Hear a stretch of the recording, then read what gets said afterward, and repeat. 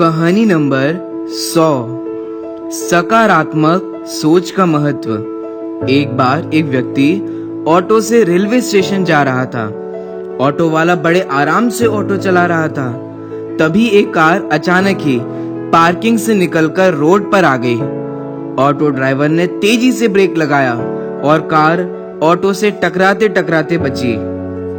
Car चला रहा आदमी गुस्से में ऑटो वाले को ही भला बुरा कहने लगा, जबकि गलती कार वाले की ही थी। ऑटो चालक एक सत्संगी था। उसने कार वाले की बातों पर गुस्सा नहीं किया और क्षमा मांगते हुए आगे बढ़ गया। ऑटो में बैठे व्यक्ति को कार वाले की हरकत पर आश्चर्य हुआ और उसने ऑटो वाले से पूछा, तुमने उस कार वाले को बिना कुछ कहे ऐसे ही क्यों जाने दिया? उसने तुम्हें भला बुरा कहा, जबकि गलती तो उसी की थी। ऑटो वाले ने बहुत ही मार्मिक जवाब दिया।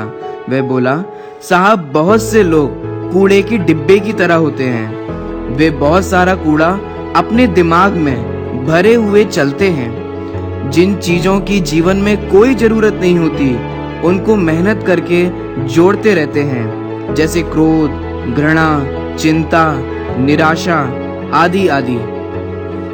जब उनके दिमाग में इनका कूड़ा बहुत अधिक हो जाता है, तो वे अपना बोझ हल्का करने के लिए इसे दूसरों पर फेंकने का मौका ढूंढने लगते हैं। इसलिए मैं ऐसे लोगों से दूरी बनाए रखता हूँ और उन्हें दूर से ही मुस्कुराकर अलविदा कह देता हूँ, क्योंकि अगर उन जैसे लोगों द्वारा गिराया हुआ कूड़ा मैंने स्वीकार कर लिया, तो मैं भी कूड़े का ट्रक बन जाऊंगा और अपने साथ साथ आसपास के लोगों पर भी वही कूड़ा गिराता रहूंगा।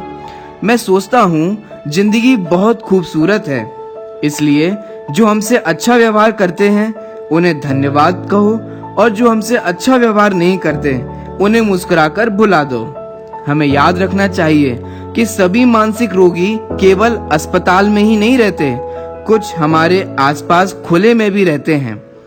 प्रकृति के कुछ नियम हैं, जिनमें से पहला नियम यह है कि यदि खेत में बीज न डाले जाएं, तो कुदरत उसे घास फूस से भर देती है।